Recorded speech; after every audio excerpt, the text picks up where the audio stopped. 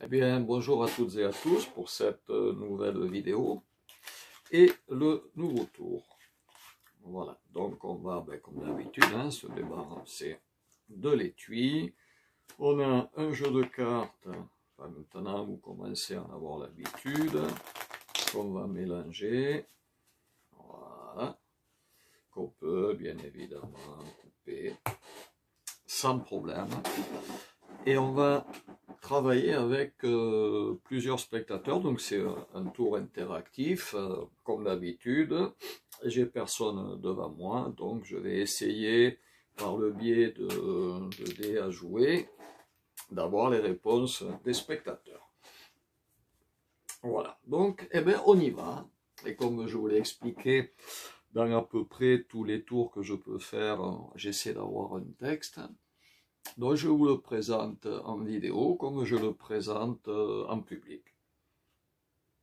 Quand on demande à quelqu'un de nommer une carte dans un jeu, la plupart du temps ce sont les mêmes cartes qu'on va nous nommer. On va nous nommer la dame de cœur, on va nous nommer le 7 de trèfle pour l'argent, on va nous nommer l'as de pique pour la valeur dans les parties de poker.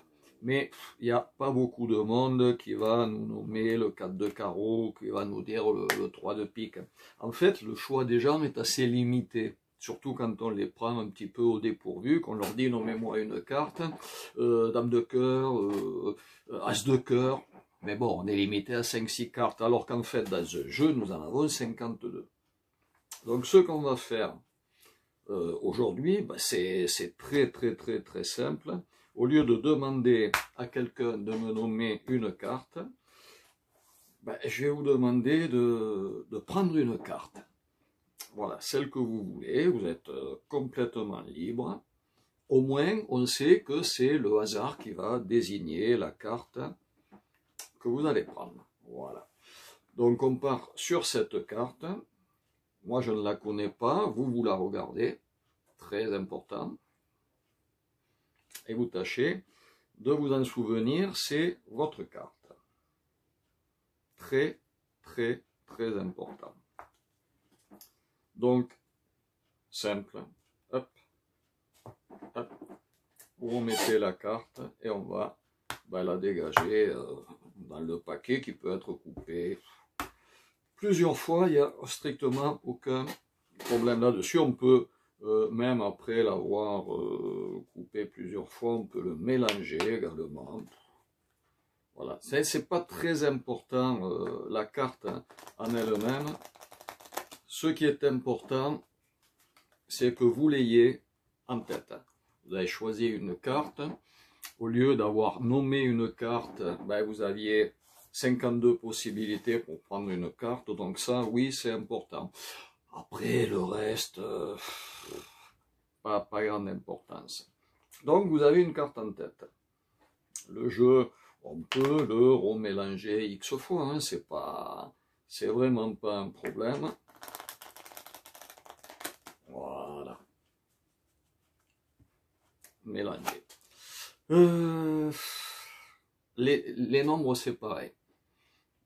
Quand on dit à quelqu'un de me donner un chiffre ou un nombre, on va dire un nombre entre 1 et 52, on va vous dire 7, on va vous dire 10, on va vous dire 37, mais on va rarement vous dire 28 ou 19 ou autre.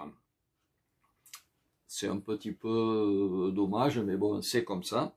Donc, moi, je vais utiliser des dés, comme ça, comme j'ai personne pour me donner un nombre. Hop, voilà, c'est vraiment le fruit du hasard. Si ça ne correspond pas, si les gens peuvent penser qu'on a entendu parler de dépipé, mais enfin non, les résultats sont différents à chaque fois. Voilà.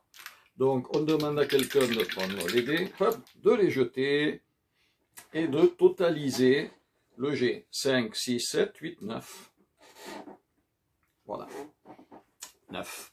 Vous avez choisi, vous avez pensé, vous avez en tête une carte. Le jeu a été mélangé évidemment plusieurs fois, coupé plusieurs fois. On va essayer de de le faire le plus honnêtement possible, c'est-à-dire du bout des doigts, pour qu'on ne puisse pas m'accuser de tricher. 5, 6, 7, 8, 9. 1. Du bout des doigts. On peut même la mettre face en l'air. 2, 3, 4, 5, 6, 7, 8, 9. Du bout des doigts. 9. Quand même 10, 11, 12. Mais c'était 9. Quelle était votre carte? Je ne la connais pas, mais les gens vont dire le 9 de cœur. Voilà. Votre carte que vous avez pensé s'est retrouvée vraiment au chiffre, en l'occurrence, que vous avez choisi. Ben, on se voit peut-être la semaine prochaine pour les explications.